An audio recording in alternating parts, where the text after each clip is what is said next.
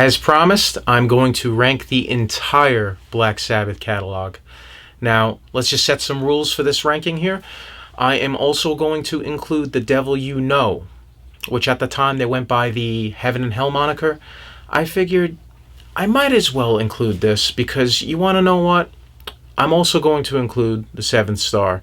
Now, I know there are Black Sabbath fanatics out there who consider that album to be a Tony Iommi solo album, but, you know, it's considered Black Sabbath by others, and I figured, why not? There's still some elements of that Black Sabbath sound incorporated throughout each of those albums.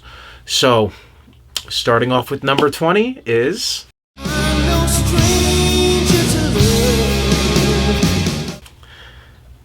I am not a fan of Glenn Hughes, I am not a fan of this direction, and I am not a fan of this album, period.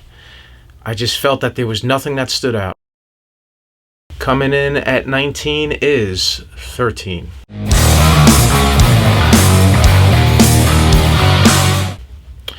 Stagnant, not treading new ground, nothing new here, just a lot of the same material, just reproduced, repackaged at a much slower pace. At 18 is The Devil You Know.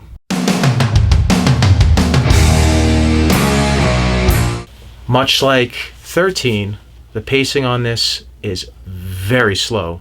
Nothing original here. Now, the one standout is Dio. He once again proves that he still has that operatic range that we've all been longing to hear once again. Coming out at 17 is Forbidden.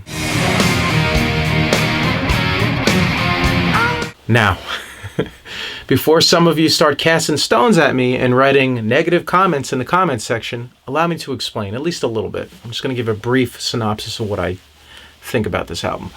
So, it's a tolerable album. It suffers from production issues, and perhaps I am a little biased when I say this, but Tony Martin is one of my favorite vocalists of all time. That's what gets me through this album. Aside from that, the opening track, this is a good example, Illusion of Power. Ice-T is a featured vocalist on this track, and it just doesn't mesh well with Black Sabbath and Ice-T. So perhaps maybe in the future we may see a remix of this album. In a previous interview, I don't recall where it was from, but you can look up on the internet. Tony Iommi had stated that he wanted to remix this album and re-release it. So maybe opinions will change when it gets re-released, but I don't think this is the worst album. Please give it another listen. Coming in at 16 is Born Again. This is Black Sabbath's only album with Ian Gillan, the vocalist from Deep Purple. Well, I'm just going to come right out and say it. I am not a fan of Deep Purple, with the exception of one song that they wrote, and you could take a guess what that is in the comments section. I'm pretty sure you all know what it is. Classic song. So, one of the standouts of this album is I actually enjoy the production. I like that raw energy that continues throughout the entire album. It's short. That's one of its downfalls. Standout tracks, Stonehenge, Trashed. I like the shrieking vocals that he gives throughout the album, Ian Gillan. And it captures that Black Sabbath sound. It's, I think, one of the few albums that really maintains that post-Dio. So, aside from that, I would give it probably an A-, but the reason why it's at this number is because there are other albums I do prefer, and I will also say that the album artwork is atrocious. So, please check out Born Again. Coming in at 15 is The Humanizer.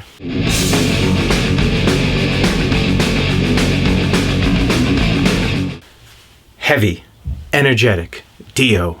The three ingredients you need to make a great album.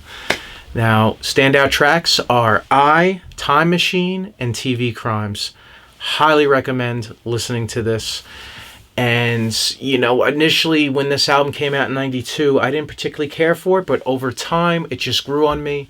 I always tell other Black Sabbath fans, you know, if you do prefer other Sabbath albums, definitely give this one a listen. It might climb your album rankings, so Give it another listen. At 14 is Technical Ecstasy.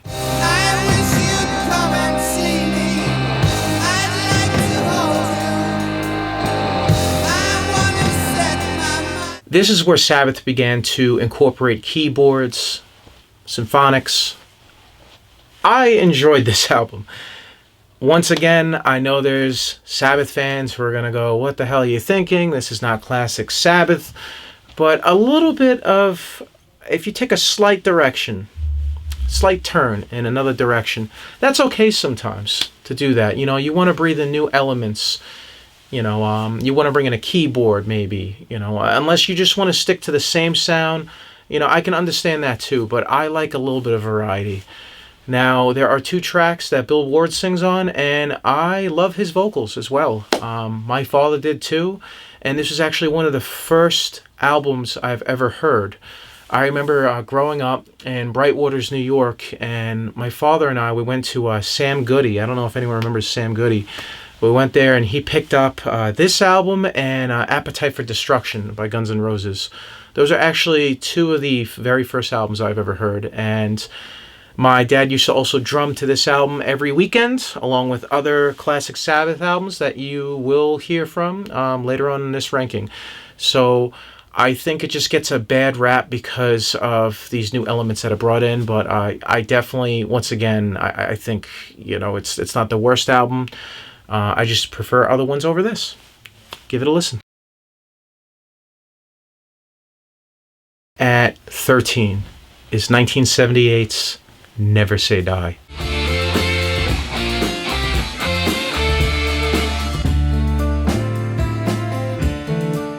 To me, this is alternative Sabbath. This is when Black Sabbath decided to go down the alternative rock route. They decided to do something different, in my opinion, and I thought this actually worked extremely well.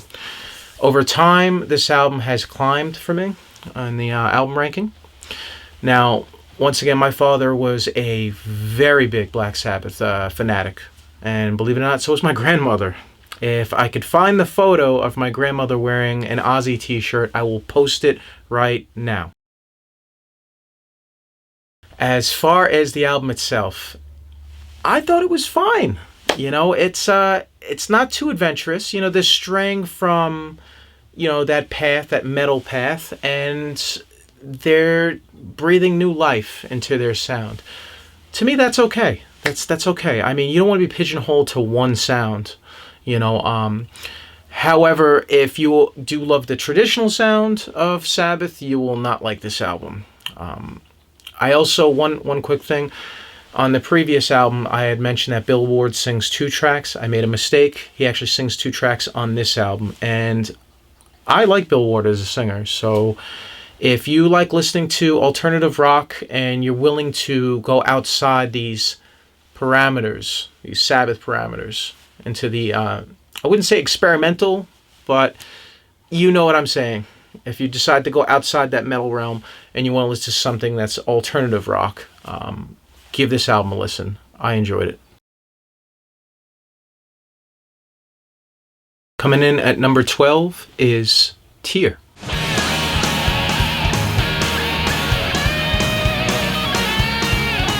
This is Sabbath's conceptual album. The title of the album is named after a Norse god. So the album deals with Norse mythology, and I dig it. I think it's a great album. One in particular is because Tony Martin, once again, his vocals shine throughout this record, and it's very atmospheric. You kind of get the sense of where you are, and there's a nice blend between the acoustics and the riffs. Once again, it's Sabbath somewhat diverting off their usual sound, their typical sound.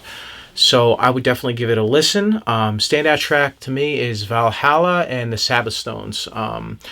I love Tony Martin, and I hope you do too. Coming in at 11 is Cross Purposes.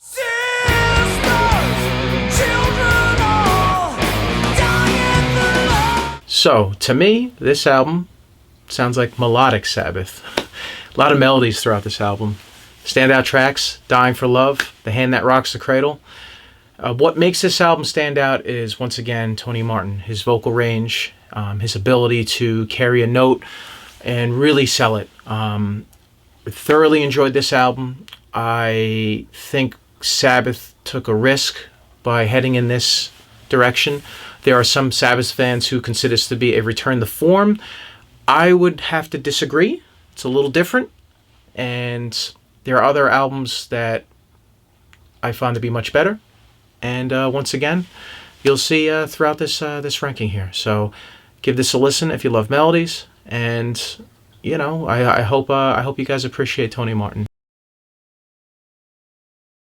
At number 10 is the first Black Sabbath album with Tony Martin, The Eternal Idol.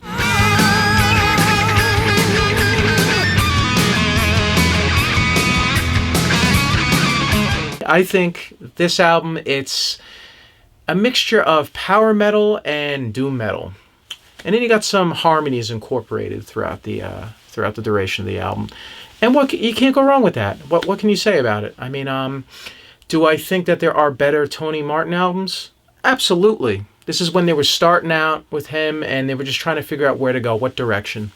I do know that there was a singer who recorded vocal tracks for this album, Ray Gillen.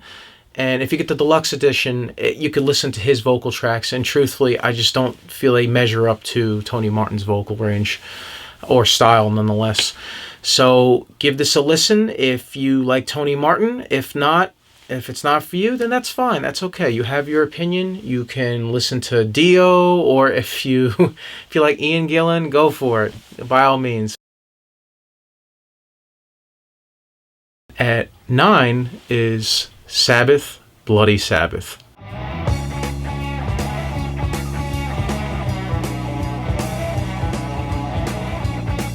This is Black Sabbath's 5th studio album, and they show no signs of slowing down whatsoever.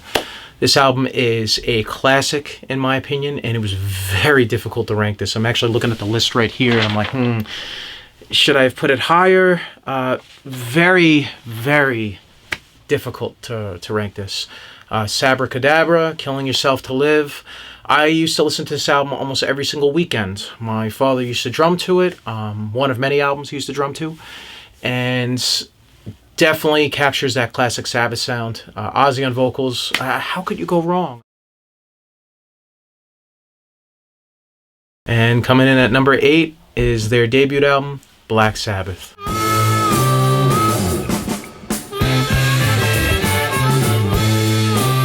This is often regarded as the very first heavy metal album.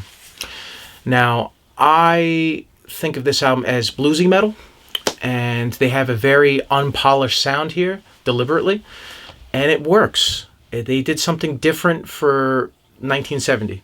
Now, I think that if you haven't listened to this album, you need to go out and go pick it up right away to understand how Black Sabbath became what they are, who they are today, and started this genre. And coming in at number 7 is Sabotage.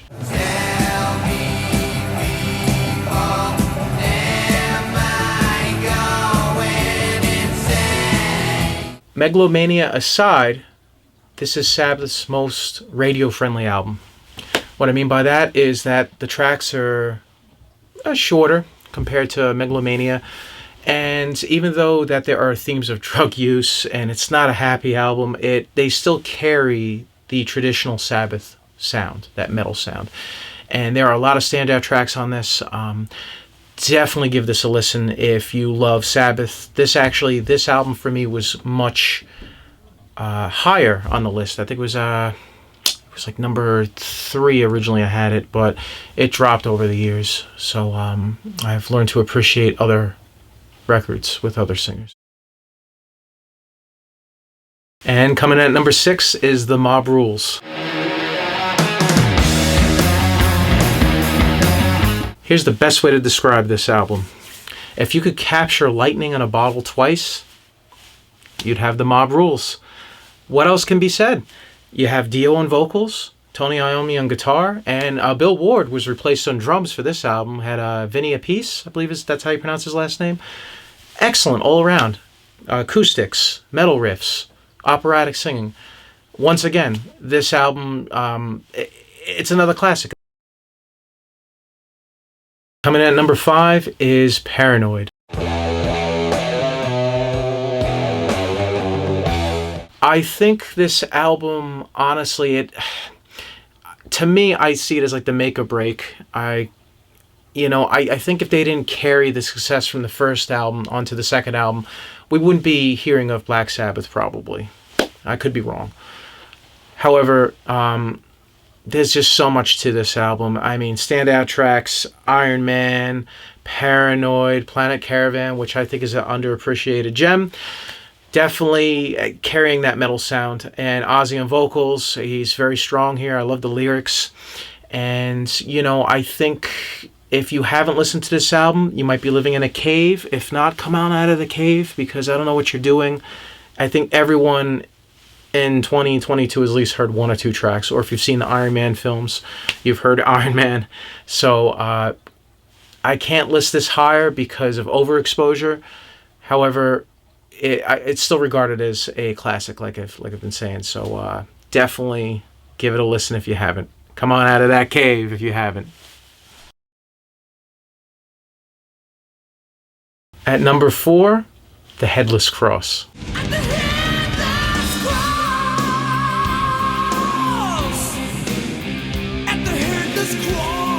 The Headless Cross teeters between anthem metal and 80s horror movie soundtrack.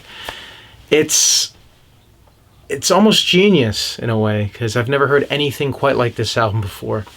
I would go as far as to say this is Tony Martin's magnum opus with Black Sabbath.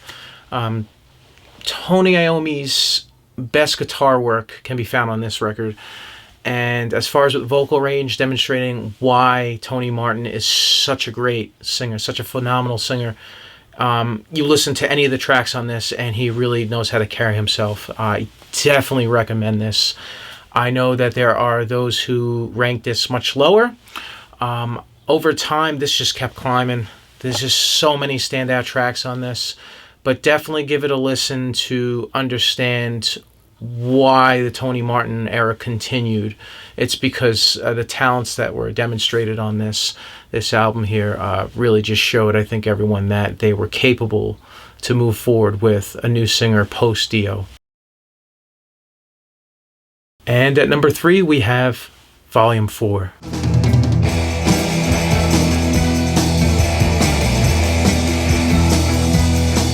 Volume 4 is often regarded as an experimental album by many, and I could see why. Everything from tracks such as Changes and FX, there's new sounds going on there. I mean, you have the piano and Changes, and you have these guitar effects going on FX. So, aside from that, Tony Iommi also downtuned the C, and I really dig that sound. I love it. I actually think that is my favorite out of all of the Sabbath sounds. Now, on a personal note, one of the reasons why this album is number 3 is because I have history with it. Both my parents and my grandmother used to listen to this album a lot, and my dad used to drum to it, and over time I just grew to appreciate it and soon just loved it. So every weekend my father would break out the drum kit and he would drum to this album and a few other Sabbath albums. But this one always stuck out. I love the guitar riffs. I love Changes. I love the fact that they're carrying on that classic heavy metal sound while doing a small course correction. And it works. The only reason why this isn't number 1 or number 2 is because, if you probably haven't guessed what are the other albums I haven't mentioned yet, is because I find those to be slightly better. This was very difficult to rank. So everything from the sound here and nostalgia, that's one of the reasons why I truly love this album. And Ozzy really just carries it again. He's my favorite out of all the vocalists, but I do recognize that Dio and Tony Martin definitely have a more range when it comes to vocals. But I've always felt that Ozzy, his vocal sound just meshed well with the music that was being provided by the other band members. And coming in at number 2 is the classic Sabbath album, Heaven and Hell.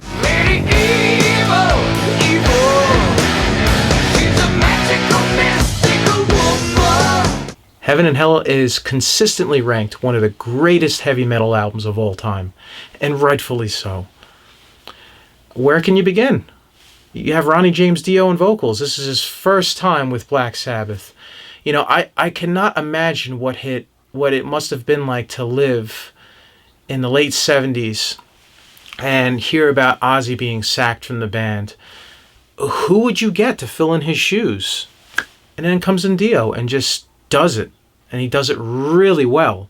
In fact, Heaven and Hell, I think, blows away most of the albums that were produced with Ozzy.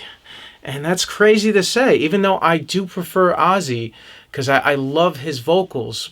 But Dio really, he brings this energy, and it just seemed very focused, very refined. They set out to conquer the music scene, and they did it successfully after Ozzy was sacked. And I think a lot of people probably would have had doubts hearing the news, you know, before hearing the music. And it's a classic case of it can be done, you know, the unspeakable can be done if done correctly. And a lot of it's attributed to, of course, Dio. And I don't even need to talk about the track list. I mean, if you're watching this video, then you obviously know the track list. If not, Neon Nights, Heaven and Hell. I mean, Children of the Sea. Please check out this album. It is a 5 out of 5. It's number 2 on my list. It used to be number 1, believe it or not. I toss and turn between the next album that I'm gonna list off and this one. It's constantly flip-flopping, but after some time I thought about it and I was like, you know what, this will be number 2 for right now, and who knows, we'll see what happens. Love this album. Please check it out. And finally, at number 1, Master of Reality. Master of Reality is not only my favorite Black Sabbath album, but it is in my top 10 favorite albums of all time. There's just so much to be said about this. I love the tuning on it. This is the album that started it all as far as with Dropping Down to C, so thank you, Tony, for that.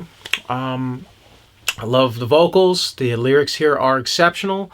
If I had to describe this in 3 words, I would say raw nihilist anxiety. There you go.